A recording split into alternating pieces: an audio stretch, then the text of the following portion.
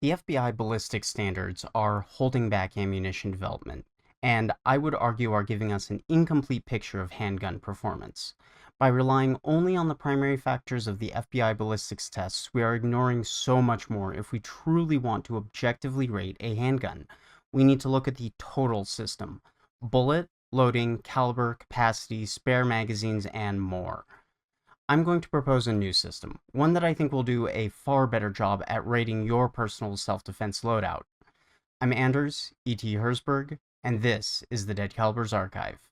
Stay tuned.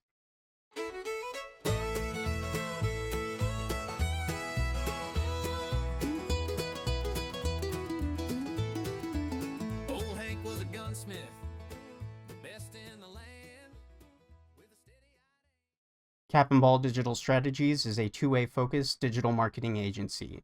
We offer our services to FFLs, gunsmiths, and more. So if you'd like to learn about how we can help you grow your bottom line, visit us at capandballseo.com.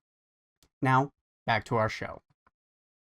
Okay, that is kind of a bold claim, saying that the FBI standards are insufficient. Who is this guy to trash the work of one of the top federal law enforcement agencies? Well, I'm just a gun nerd with a deep obsession of stats, statistics, and a strong knowledge base in data analytics as part of my day job as a digital marketer. I'm arguing that the way we are testing ammunition right now is giving shooters an incomplete picture of what they have. Looking at just how a bullet does in a gel test gives you half the picture. But given that I don't have an LEO credential or a military background to flash around, I do need to cover some ground before I can just walk up and tell you, hey, you're doing it wrong.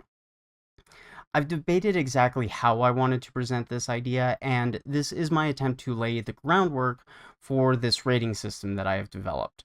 Without this background information, or at least a passing familiarity with the information that I'm going to be talking about, you might be tempted to either dismiss my proposal out of hand or simply look at my lack of a firearms expert background and dismiss this work on those grounds. I don't want to flip the table, as it were. Instead, I want to flip how we look at ammunition performance and take a step back and look at the big picture, not just how the bullet itself behaves in a test. This will be a three-part series. We'll talk about the major factors that should be considered in ammunition performance specifically. Then I'll present my proposal for a system to objectively rate not just your ammunition, but your whole setup. If you'd like even more details and numbers than what I'm going over here, I'll have in-depth companion articles to each of these three videos on my website, linked in the description. But with that preamble out of the way, let's get started. Nowadays, 9x19mm Luger 9mm is basically the default for police and civilians alike, and for good reasons: capacity, recoil, effectiveness, etc. But let's step back for a moment. Should that actually be the case? Well, there are a number of factors that we can look at in this first part. We'll focus on the comparisons of penetration, expansion, muzzle energy, and capacity as part of an overview of ammunition performance. In this particular piece, we are going to be leaning heavily on Lucky Gunner's gel tests. This is specifically through 4 layers of denim and the FBI's own specs.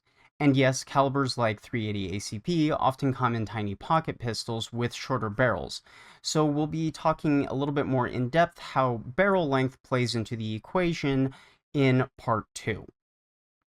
I want you to think of these first two parts as a kind of a meta-analysis of as much data as I could gather from not just Lucky Gunner's tests, but other more individual tests as well to create this whole picture. First, let's talk about penetration. Now, the FBI standards call for roughly between 12 to 18 inches of penetration in a calibrated gel block.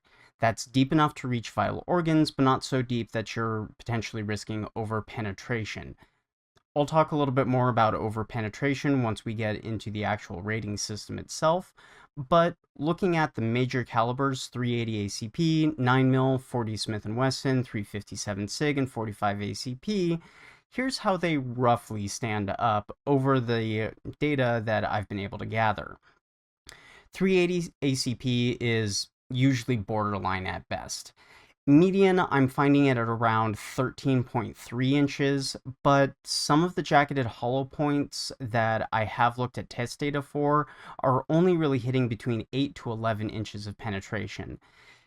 With 380 ACP, you can meet the minimum for penetration, but there's very little margin for error here. When we move on to 9mm, however, this is much better. Its median is usually around 17.9 inches, at least from the data that I've been able to gather. Right at the top of what we want to see, at least by the FBI standards.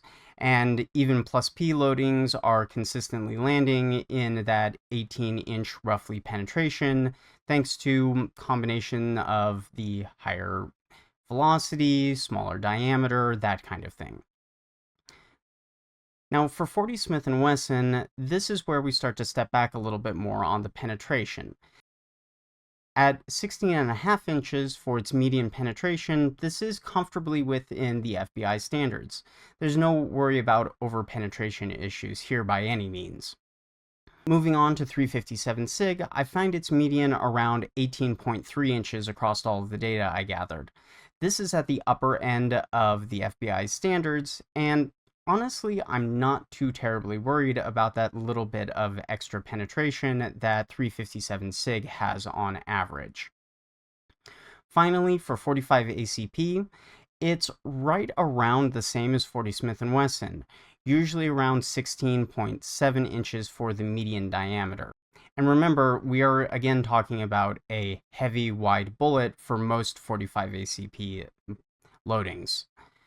So, in short, 9mm, 45 ACP, 40 Smith & Wesson, 357 SIG, they're all going to meet your standard penetration levels for the FBI testing, so long as you're using a good quality defensive handgun ammunition. 380 ACP, on the other hand, is just barely getting there, and you should confirm that the particular loading that you have with the particular pistol that you have is actually going to meet the penetration standard. Besides just penetration, another thing that we can talk about is expansion. Of course, we want our bullets to mushroom, increase the cavity size, etc. Now, the FBI standards want roughly 1.5 times the original bullet diameter. So for the data that I've gathered, we have this. For 380 ACP, we see a median expansion of about 0.475 inches. That's 1.3 to 1.5 times. A little bit on the lower end for some of the other calibers that we're going to be looking at. But again, as we noted in the penetration section, the bullets from 380 ACP that are expanding well are often sacrificing penetration to do that. However, for 9mm, this is usually around 0.5 inches for its median, so 1.6 times the original bullet diameter. Think roughly the width of a nickel if you're not terribly familiar. For 40 Smith & Wesson, of course we are growing here at 0.686 inches in diameter for the median expansion. This is bigger than 9mm, but we are already starting out with a bigger bullet to begin with. But we do get that bigger wound path. Now, 357 SIG is interesting. We do have a slightly wider diameter for the median at 0.6 inches, but because these bullets are, again, 9mm in diameter for 357 SIG, and getting a ton of extra velocity, you're getting a little bit more expansion with that as well. And finally, for 45 ACP, we see our biggest median expansion at 0.731 inches for the jacketed hollow points data that I could gather. This is 1.6 times its original diameter, but it's also the widest diameter that we're looking at out of all of these calibers. However, to be fair, we don't have a huge range that we're talking about here. We're going from 0.7 to 0.4. 0.3 inches isn't a huge amount, so in the grand scheme of things, this isn't a massive difference. However, if we do want to summarize all of this, pretty much all of your defensive loadings, 9mm, 40, 357, and 45 ACP, They are all going to expand properly when using a good quality hollow point bullet. 380 ACP again finds itself being somewhat on the borderline.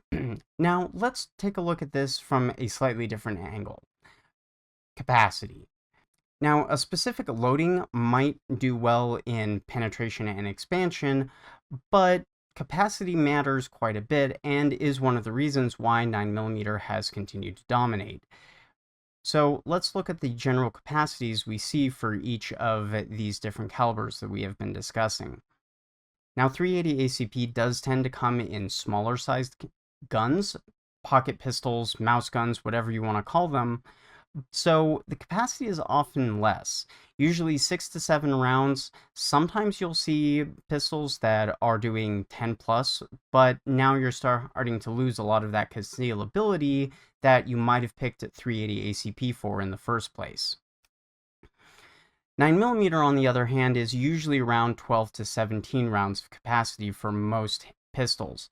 You do also see pocket-sized 9mm pistols as well with lower capacities, but this is usually our standard.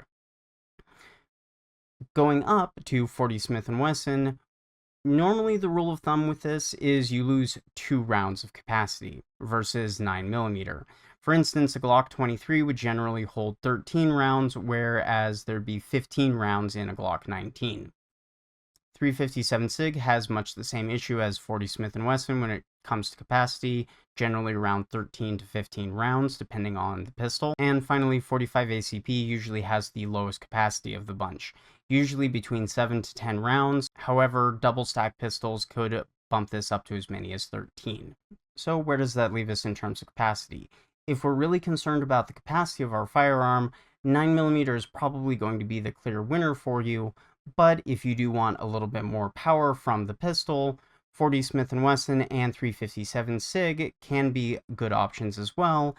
And if you're willing to handle a larger grip size, 45 ACP can also have high capacity as well, depending on what magazines you're carrying in your pistol. So what's the takeaway here? Well, 40 and 45 do give you bigger mushrooms and a bit more energy per shot, but this is kind of a marginal gain when you start thinking about how many fewer rounds you actually end up with.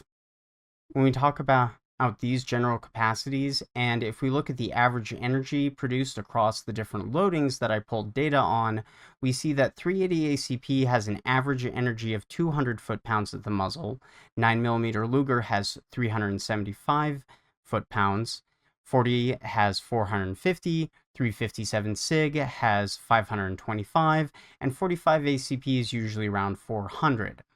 So, with these general magazine capacities, a 10-round 380 ACP magazine really only has 2,000 total foot-pounds of energy in it, whereas a 9mm Luger with 17 rounds of capacity gets you 6,375 foot-pounds of energy per magazine.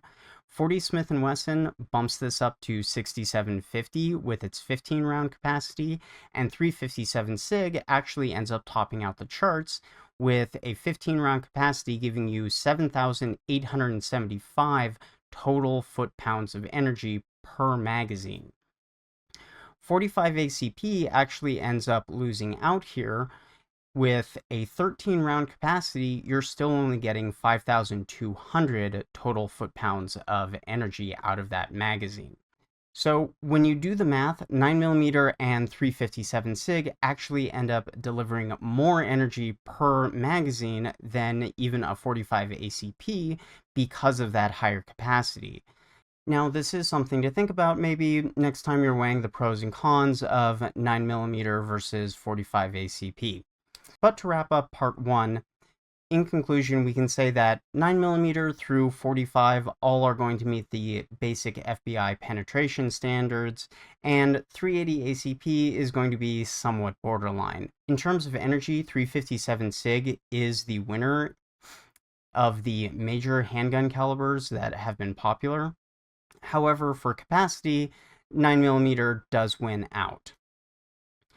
Now, in the next video, part 2, We'll start talking about barrel length and how each of these different calibers are affected by the difference in barrel, because a 3-inch pocket pistol isn't going to give you the same velocity as a proper 5 or 4-inch duty gun. And then finally, in part 3, we'll bring everything that we've been talking about together and more to create a single objective score that you can use to compare any ammo and handgun and magazine combination on the market. But before I go, I did want to give you a quick channel update. Thank you again to everyone who's subscribed and commented. Our current goal is to hit 1,000 subscribers, so I would appreciate it if you like, share, comment, and subscribe. Currently, I am still working on the 357 SIG history video, and I'm collecting information on it now. Thank you specifically to the user who suggested that on my 10mm auto video, which you should check out if you haven't already. Now, let me know in the comment section below what your favorite loading is and what caliber do you personally carry. I know 9mm is far and away the most popular, but do you personally carry something different? I'd be curious to hear. So, as always, I'm Anders E.T. Herzberg for the Dead Calibers Archive, hoping to see you all again real soon.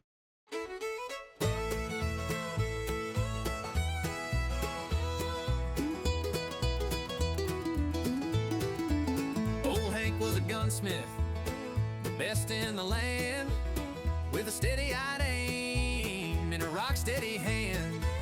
He swore on his life there was one thing he'd find, a bullet so perfect it'd leave fate behind. He cast his own lid, he loaded 'em tight, but something kept telling him, boy, it ain't right. So he packed up his bags, took to the road, chasing a legend that Ballistics foretold. He's looking for the bullet, the one that don't stray. It's like thunder and don't fade away. Silver or brass, copper or steel, he won't rest till he finds one that's real.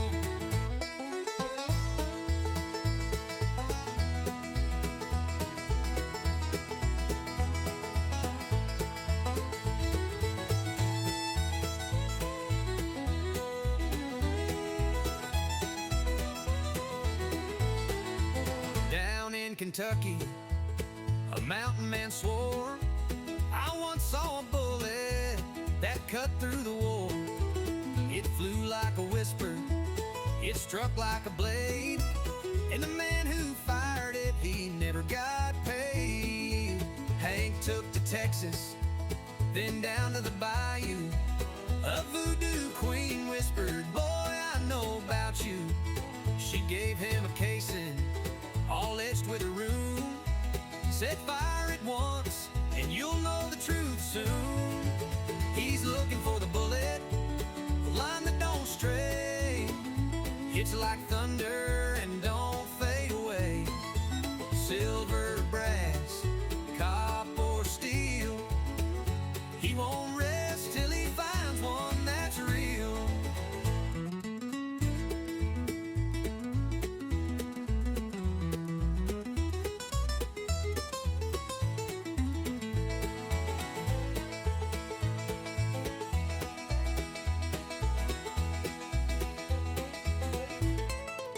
He took that old bullet, lined up the sights, pulled back the hammer and prayed it flew right. The gunpowder flared, the mountains did shake, and Hank felt the earth and his soul separate. Well, the shot never echoed, the bullet still flew. It circled the world, then it split right in two. One half hit the devil, the other the sky, and Hank just stood laughing cause he knew he'd found why. He found the perfect bullet, but the price was too high. It don't miss its target, it don't say goodbye. Some legends ain't meant for a man to unseal.